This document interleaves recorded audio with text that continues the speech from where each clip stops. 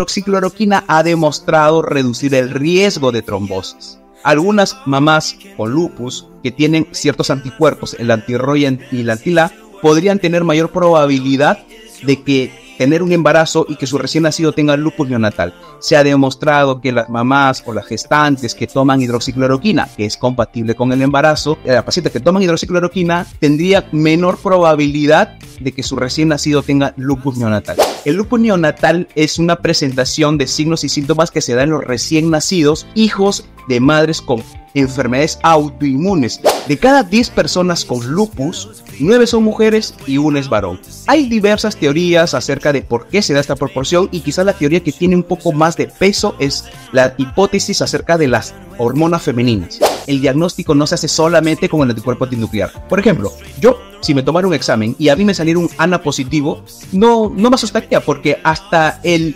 10% de la población sana, que no tiene ninguna enfermedad, puede tener el anticuerpo antinuclear positivo. El cuidado de la salud es siempre, una parte es del médico, pero la otra parte también es del paciente. Que la información en salud es muy importante para ayudar a prevenir o disminuir la probabilidad de que una persona tenga una complicación. Muchas de las cosas que vemos en los hospitales son prevenibles, tanto la aparición de algunas enfermedades como las complicaciones de las mismas. Necesitamos que el paciente tome acción en lo que es el cuidado de su propia salud. Hola a todos amigos, le damos la bienvenida a este nuevo episodio de Medicina Traducida, este video podcast donde semana a semana nosotros compartimos las mejores tips y recomendaciones para poder hacer un adecuado cuidado de nuestra salud y la de nuestros seres queridos. Yo soy el doctor Ernesto Zavala y el día de hoy les voy a comentar el caso de una enfermedad, bueno, de una paciente con una enfermedad que quizás es el motivo de consulta más frecuente que recibimos en nuestras diferentes plataformas de comunicación, ya sea YouTube, Instagram, Facebook, TikTok, entre otros. Bien, comencemos. Este es el caso de una paciente de 20 años, una paciente mujer de 20 años, natural y procedente de la ciudad de Tarma, que es en la ceja de selva de Perú. Esta es una paciente que venía con un tiempo de enfermedad relativamente corto, 25 días. Ella refiere que luego de haberse colocado una ampolla anticonceptiva, empezó a presentar algunos síntomas muy peculiares. Se refiere que luego de colocarse la ampolla presentó dolor de articulaciones, malestar general y cansancio. Notó que el cabello se le empezaba a caer con cierta frecuencia. Este dolor de articulaciones ya no se quedó solamente en dolor. Refiere que además del dolor, ella notaba que sus dedos estaban más hinchados y cuando ella los tocaba le dolía bastante. Entonces la paciente estaba cursando con un cuadro de artritis, porque recordemos que artritis es dolor e hinchazón de las articulaciones. Además de esto, la paciente notó que empezaba a tener orinas espumosas. Cuando ella veía el inodoro después de haber miccionado, notaba que había bastante, se formaba una espuma gruesa, como si fuera la misma espuma cuando uno lava la ropa, exactamente igual. Notó además, con el paso de los días, que se empezaba a hinchar los pies, los tobillos, la pierna y los muslos, tanto así que hasta los genitales también estaban hinchados. Y el principal motivo por el cual ella decide ir a la emergencia del hospital de su ciudad fue porque notó que uno de sus dedos estaba de color morado. Y fue precisamente por esto que fue a la emergencia. Cuando ella llega a la emergencia, es evaluada, la hospitalizan, porque ya estaba sospechando del diagnóstico que más adelante vamos a conversar. Pero durante esa estancia hospitalaria, la paciente empezó a orinar menos, es decir, su flujo urinario había bajado de manera significativa. Ante la sospecha de una enfermedad renal rápidamente progresiva, es transferida al Hospital de Lima, donde yo trabajaba. Cuando nosotros la recibimos como servicio de reumatología, encontramos una paciente con un cuadro clínico bastante sugerente, presuntivo de un diagnóstico de lupus eritematoso sistémico. Le pedimos las pruebas correspondientes. Estas pruebas usualmente demoran en salir entre 3 a 4 días. En el tiempo que estábamos esperando los resultados, obviamente nosotros le dimos un manejo para tratar de estabilizar este compromiso multisistémico que tenía la paciente. Hicimos interconsulta con nefrología, un trabajo conjunto para poder estabilizar la función del riñón. Los exámenes salieron positivos efectivamente. La paciente tenía un diagnóstico de lupus eritematoso sistémico con un compromiso renal de una nefritis lúpica, muy probablemente clase 4. ¿Y por qué digo muy probablemente? Porque en ese momento no se le pudo realizar una biopsia renal. Entonces, el compromiso que la paciente tenía era un compromiso de varios órganos y durante su estancia hospitalaria su evolución no fue del todo estable. O sea, hubo momentos en el que empeoraba, luego mejoraba un poquito, luego empeoraba, así, ¿no? Tanto así que durante esos días de hospitalización, la paciente presentó sangrado digestivo, empezó a tener vómitos con sangre y deposiciones con sangre. Cuando le hicieron una endoscopía encontraron que tenía múltiples úlceras a nivel del estómago y del intestino. Y esto secundario a la actividad de la enfermedad. Bien, nosotros una vez confirmado el diagnóstico, dimos un tratamiento un poco más agresivo y con eso logramos estabilizar la enfermedad. La paciente inicialmente, por este deterioro rápido de la función renal, ingresó al programa de hemodiálisis. Pero nosotros con el tratamiento y obviamente el trabajo conjunto con diferentes especialidades logramos revertir esta situación y la paciente se pudo ir de alta sin necesidad de seguir utilizando diálisis. Esta paciente, cuando nosotros le dimos de alta, obviamente la atención no termina con el alta. Nosotros tenemos que citarla periódicamente para poderla ver por el consultorio externo.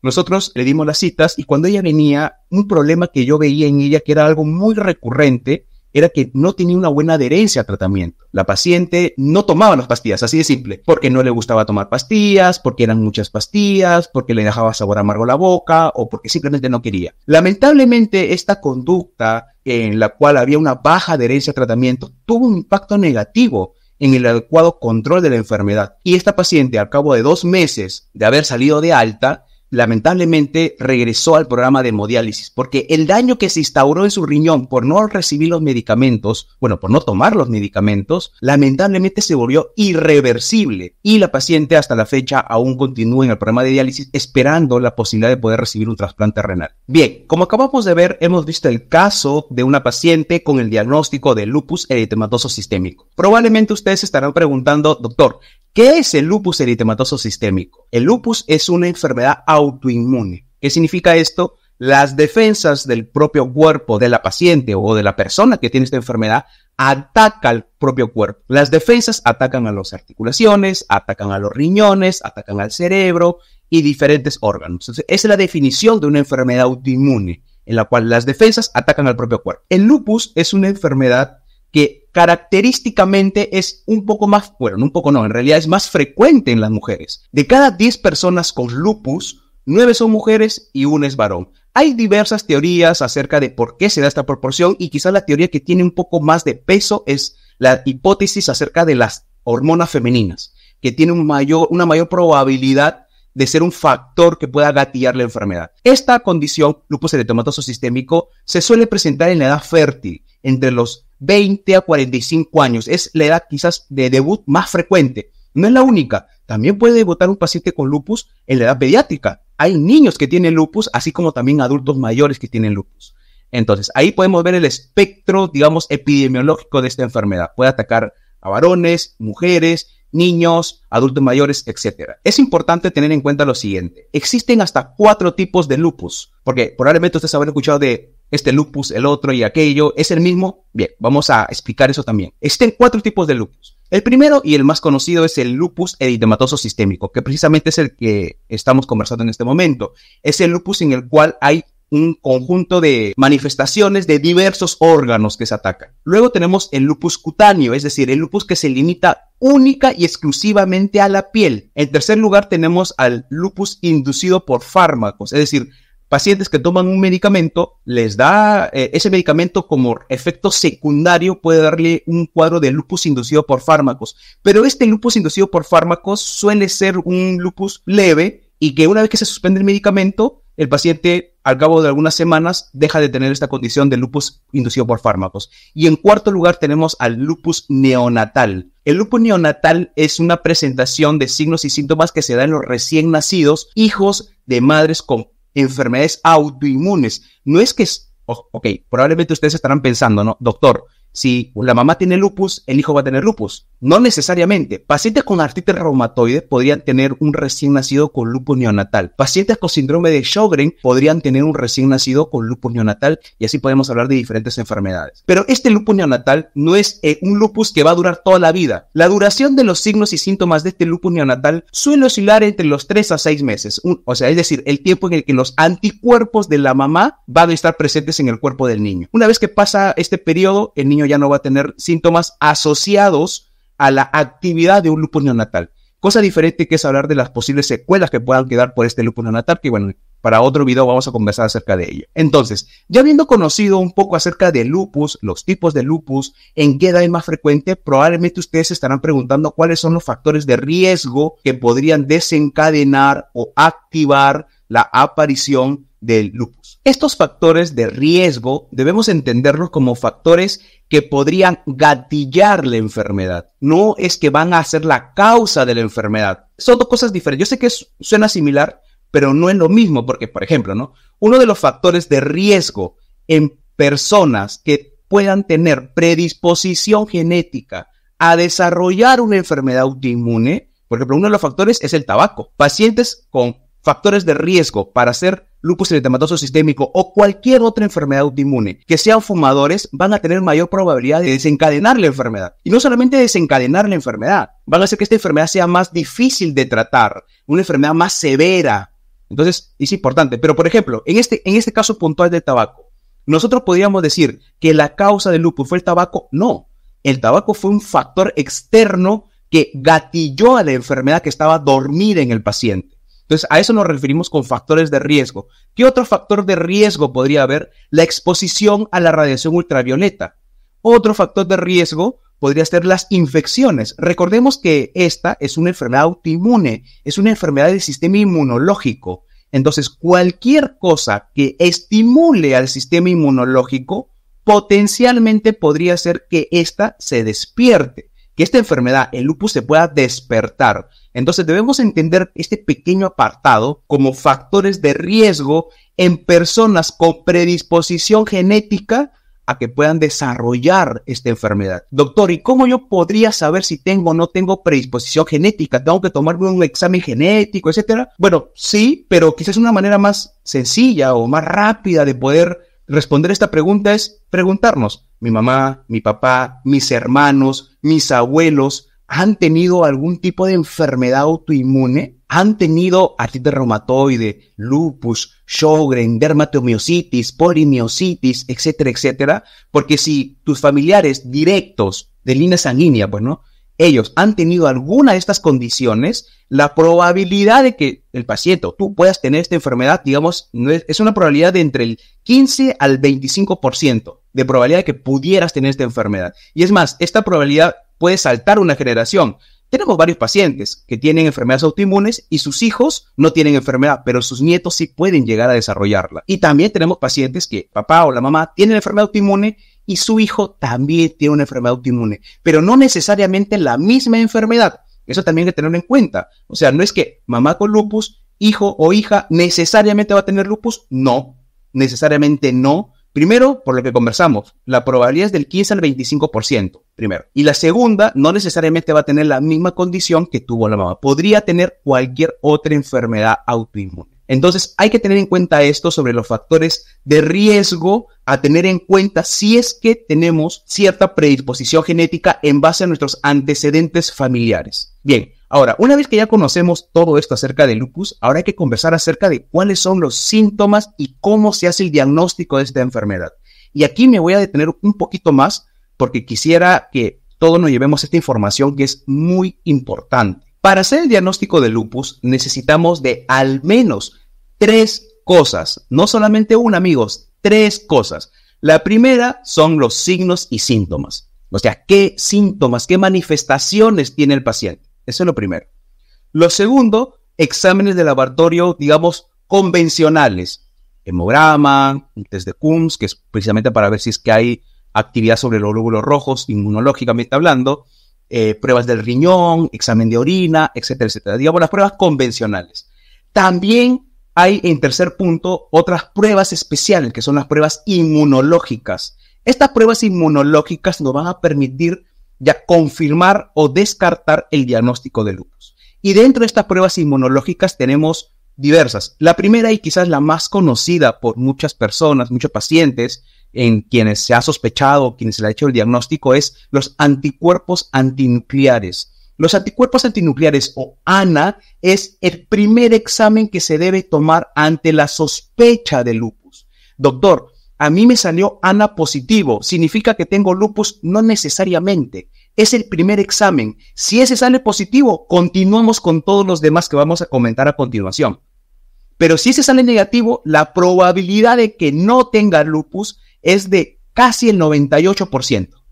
Entonces, por eso es que la prueba de entrada para hacer el diagnóstico son los anticuerpos antinucleares. Sale positivo, ok, continuamos con los demás exámenes. Sale negativo, se acabó. Es muy poco probable que esta persona tenga lupus. ¿Por qué hago este comentario? Porque me ha tocado a mí, al igual que muchos colegas reumatólogos, recibir pacientes que vienen con el diagnóstico de lupus porque tuvieron solamente un anticuerpo antinuclear positivo. Y encima fue un anticuerpo antinuclear positivo ligeramente positivo, o sea, débilmente positivo, o sea, títulos bajos, como nosotros le decimos.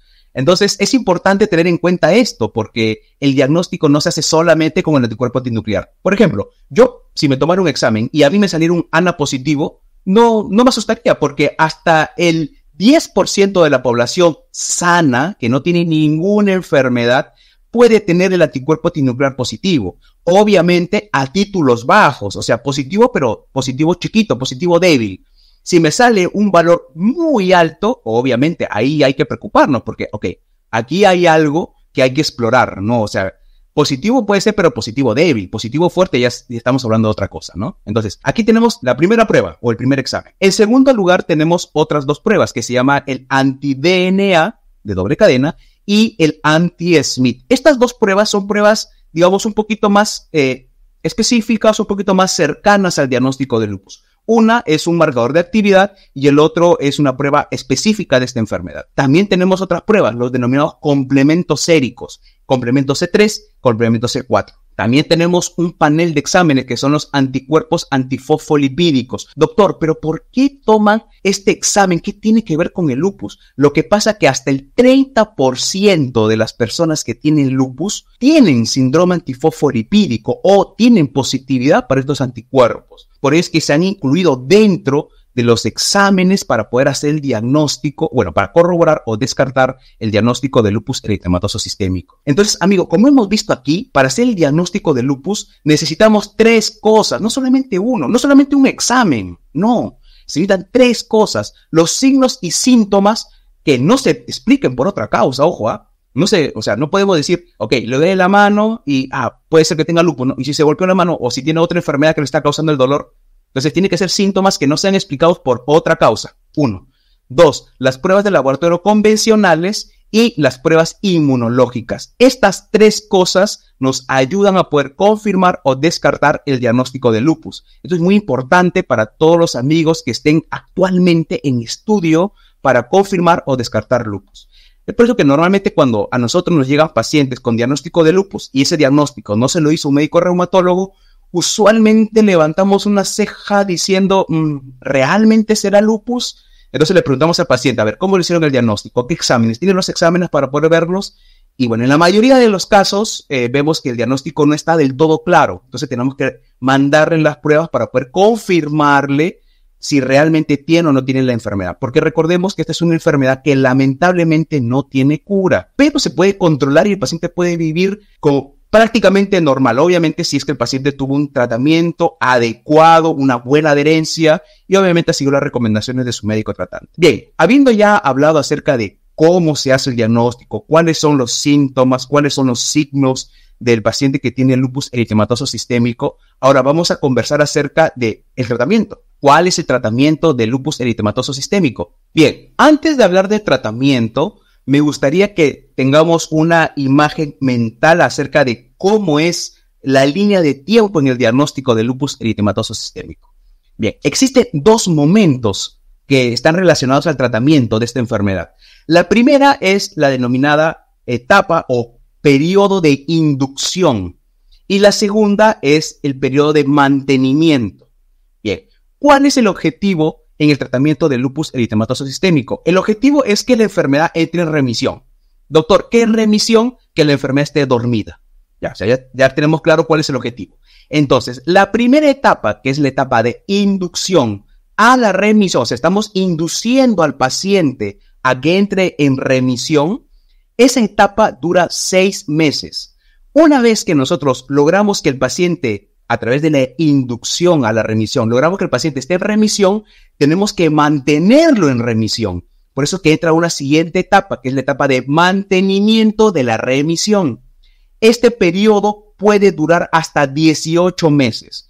Doctor, entonces usted está diciendo que el periodo de tratamiento de lupus puede llegar a ser hasta 24 meses, porque son 6 meses de inducción y 18 meses de mantenimiento. Sí, efectivamente. Durante la etapa de inducción, lo que nosotros vamos a buscar es que el paciente esté con la enfermedad controlada, definitivamente. Entonces, al inicio, tenemos que darle dosis de medicamentos un poco más altas, porque tenemos que tratar de ser un poco agresivos para poder dormir la enfermedad. Porque si no somos agresivos, si somos, digamos, permisivos con la enfermedad no se va a dormir. Entonces, para poder dormirla, hay que hacer que se duerma la enfermedad.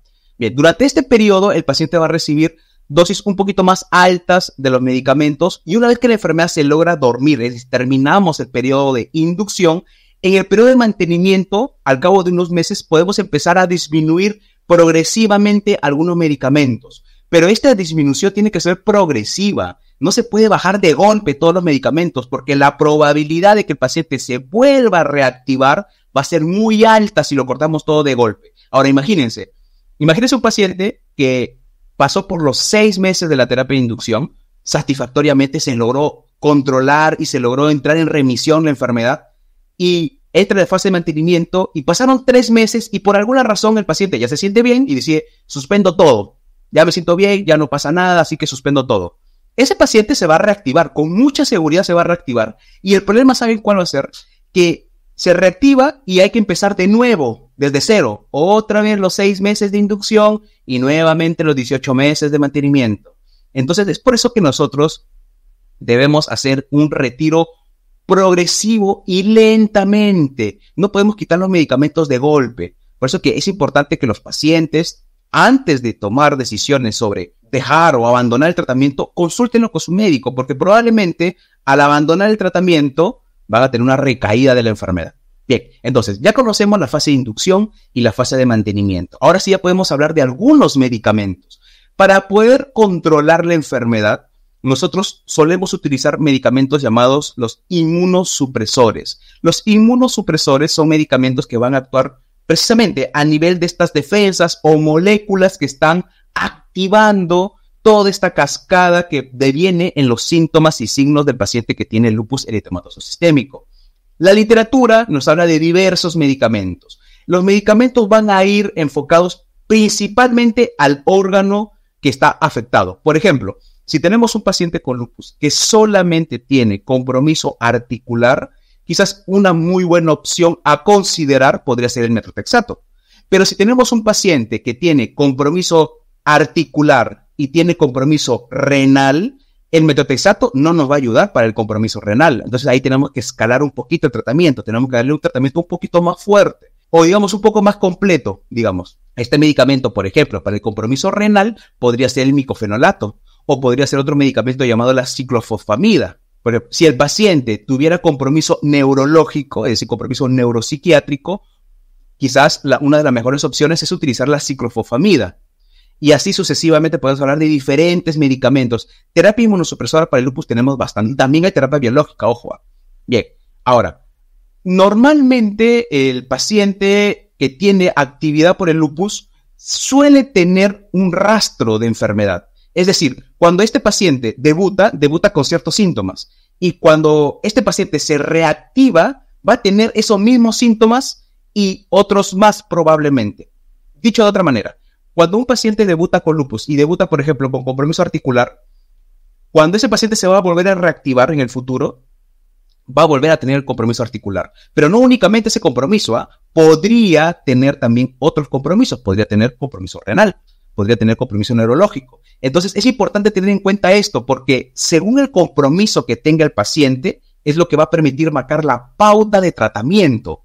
Entonces, hay medicamentos que son, digamos, la base del tratamiento del lupus eritematoso sistémico. Y uno de ellos, y quizás uno de los más importantes y que vale la pena mencionarlo, son los antimaláricos. En los antimaláricos tenemos los dos medicamentos llamados, uno, la cloroquina y por otro lado la hidroxicloroquina. Los antimaláricos han demostrado en diferentes estudios de investigación que reduce la probabilidad de que el paciente que tiene lupus se reactive nuevamente, o sea, que nuevamente la enfermedad se despierte. Primer beneficio. Segundo beneficio, reduce la probabilidad de que el paciente tenga compromiso renal y no solamente eso, reduce la probabilidad de que se instaure una enfermedad renal crónica en el futuro. Obviamente, esto de la mano de un adecuado control de la enfermedad, obviamente. 3.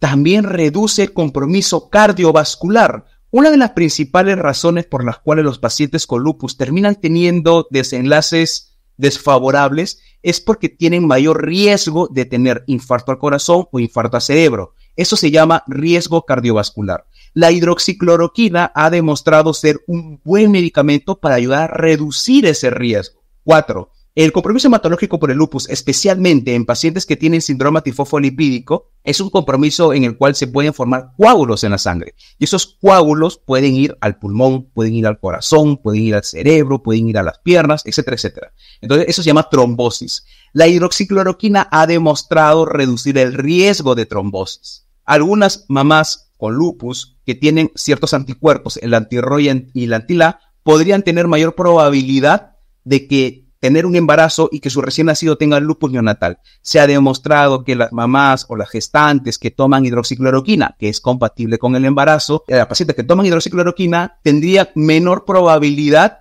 de que su recién nacido tenga lupus neonatal. Como podemos ver, los antimaláricos, cloroquina o hidroxicloroquina, tienen una base muy importante de beneficios para el paciente con lupus. Por eso que es, digamos, la base del tratamiento. Además de la hidroxicloroquina, ya vienen todos los demás medicamentos, dosis de prednisona, por ahí puede venir los inmunosupresores como el micofenolato, o la ciclofosfamida, o la aciatoprina, o la ciclosporina, etcétera, etcétera. Pero la base va por ahí. Es cierto, todos los medicamentos pueden tener efectos secundarios y los antimaláricos no están exentos de esos. Quizás algunos de los efectos que más temen los pacientes son dos. El primero es el compromiso de la visión. Esta hidroxicloroquina o la cloroquina podría alterar la mácula de la vista. Por eso que es importante que el paciente acuda de manera periódica con un médico oftalmólogo. Según las guías, es recomendable que el paciente acuda al menos una vez al año con el médico oftalmólogo para que le haga un chequeo preventivo. Idealmente cada 6 meses. Idealmente, pero al menos una vez al año. Entonces, si ven que se está empezando a instaurar un efecto secundario de la hidroxicloroquina, se suspende y se acabó el problema. Pero, ¿qué pasa con el paciente que nunca ha ido al oftalmólogo? Tiene tomando años el medicamento de manera inadecuada. Obviamente la probabilidad de que tenga compromiso ocular va a ser más alto, ¿no? Otro de los efectos secundarios que se puede presentar en el contexto del uso de hidroxicloroquina, tenemos también la hiperpigmentación de la piel. O sea, los pacientes notan que su piel se pone un poco más oscura y esto es por un efecto secundario de la hidroxicloroquina. Estos efectos secundarios de la piel, de la vista, se puede presentar en el orden del 10 al 20% de los pacientes que toman los antimaláricos. Pero obviamente la probabilidad va a incrementarse mucho más si es que el paciente toma los medicamentos de manera inadecuada. O sea, toma más dosis de lo que le corresponde según su peso y talla y lo toman con más frecuencia. O sea, este medicamento usualmente se toma una vez al día, pero hay pacientes que por alguna razón deciden tomarlo 2 veces al día, todos los días, ignorando la recomendación que su médico le da, porque normalmente cuando nosotros prescribimos la hidroxicloroquina, lo prescribimos bajo el tenor del peso del paciente. En base al peso calculamos qué dosis debería recibir. Bien, entonces, como podemos ver, existen diversos medicamentos que son de mucho beneficio para los pacientes con lupus. La hidroxicloroquina quizás es el medicamento más versátil y que es quizás piedra angular para poder ayudar a controlar adecuadamente la enfermedad y así poder evitar complicaciones que se pueden ir agregando en el futuro. Bien, probablemente ahora ustedes se estarán preguntando cuáles son las mejores recomendaciones y cuidados o medidas preventivas que debe tener el paciente con lupus para que de este modo pueda tener mayor éxito en su tratamiento. La primera y la más importante quizás es evitar el tabaco. Definitivamente, el tabaco, el cigarro, bueno, la nicotina es el peor enemigo de los pacientes que tienen enfermedades autoinmunes. Es el peor enemigo. Así que amigos, si tienes una enfermedad autoinmune, entre ellas lupus, evita el tabaco. Y ojo, evita el tabaco ya sea porque tú fumas o porque estás en un entorno donde otras personas fumen. Eso se llama ser fumador pasivo. Primer punto. Segundo punto, si tienes lupus, te recomiendo que utilices bloqueador solar o que utilices también prendas largas, o sea, prendas que te cubran la mayor parte del cuerpo. Tu sombrero, quizás puedas utilizar tu bloqueador y además tu prenda de algodón, o no es necesario que sea una chompa, obviamente, ¿no? Una prenda fresca que te cubra la mayor parte del cuerpo, ¿no? Para que de este modo la radiación ultravioleta no sea un factor desencadenante o gatillante de que la enfermedad se reactive. Hemos tenido varios pacientes, ¿no? Yo me acuerdo cuando era residente tuve una paciente que me comentó, ¿no? Y que ella estaba con la enfermedad muy bien controlada y, bueno, de repente un día decidió irse a la playa. Se fue a la playa con tenido lupus, no se echó bloqueador, nada, obviamente, se quedó dormida en la arena, estuvo ahí como 4 o 5 horas. Esa paciente llegó al cabo de unos días a la emergencia con una lesión en la piel que era propia de la actividad de la enfermedad, ¿no? Y no solamente eso, también se reactivó su riñón. Entonces tuvo una reactivación severa y el factor definitivamente fue la radiación ultravioleta. O sea, la paciente se expuso al sol, ¿no? Bueno, me parece que fue por desconocimiento de ella, ¿no? Pero hay que tener en cuenta eso, la radiación ultravioleta. Otro factor que hay que tener en cuenta, una medida preventiva, es evitar o tratar de disminuir la probabilidad de tener infecciones recurrentes. Infecciones recurrentes puede ser infección de garganta, infección del estómago, infección de las vías urinarias. Recordemos que esta es una enfermedad autoinmune, es una enfermedad del sistema inmunológico. Entonces, cualquier cosa que pueda activar o estimular al sistema inmunológico potencialmente también puede activar la enfermedad. Entonces, no es un secreto, no es una sorpresa que pacientes que tienen enfermedades autoinmunes como lupus, artritis reumatoide, síndrome de Sjögren, esclerosis sistémica, luego de una infección de garganta, refieren, doctor, me duelen las articulaciones, doctor, se me empezó a caer el cabello, doctor, he notado que estoy botando un poco de espuma en la orina, porque la enfermedad, o sea, la actividad inmunológica se está estimulando por la infección. Entonces, hay que tratar de cuidarnos y no tener infecciones, y mucho menos infecciones recurrentes. Otra cosa más en los pacientes con lupus, en cuanto a la alimentación. Obviamente, y esto creo que es una recomendación que se le tiene que dar a los pacientes, tengan o no tengan una enfermedad autoinmune, obviamente hay que tener una alimentación saludable. Eso es obvio, ¿no? Pues, o sea, hay que tratar de evitar las grasas, hay que tratar de evitar los alimentos ultraprocesados, o sea, la comida chatarra, hay que tratar de evitarla. Pero adicionalmente a esto, en los pacientes con lupus, hay que tener en cuenta lo siguiente. Existe una molécula llamada la L-canavanina. Esta molécula, la L-canavanina, se ha estudiado en ratones y también en personas con lupus, y se ha encontrado, por ejemplo, en pacientes con lupus, compararon a tres grupos de pacientes, personas sin lupus, personas con lupus pero que está controlado y personas con lupus que su lupus está activo, severo. Bien, a estos tres grupos de pacientes se les dosó L-canavanina en sangre. Los pacientes que no tenían lupus, sus niveles eran casi indetectables. Pongámosle, para que me entienda más o menos la proporción, pongámosle que le salió 1. Ya. El paciente que tenía lupus controlado, los niveles de L-canavanina estaban un poco más altos. Digamos, en proporción estaban en 5. El paciente que no tiene lupus tenía 1, el paciente que tiene lupus controlado tenía 5.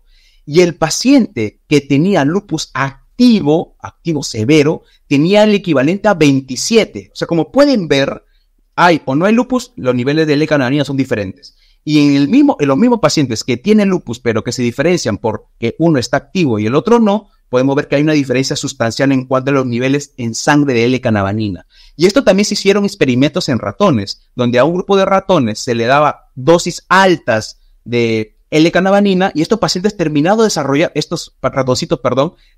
desarrollando lupus. Y los ratoncitos que no le dieron L-canavanina, no desarrollaron lupus. Entonces, eso es importante tenerlo en cuenta, ¿no? Entonces, hay que conocer qué alimentos son ricos en L-canavanina para que el paciente con lupus los evite. ¿Qué alimentos tienen L-canavanina? La alfalfa. Así que si eres una paciente con lupus y, bueno, dentro de tu alimentación cotidiana tienes el hábito de consumir extractos y le metes alfalfa a tu extracto, te recomiendo que no hagas eso.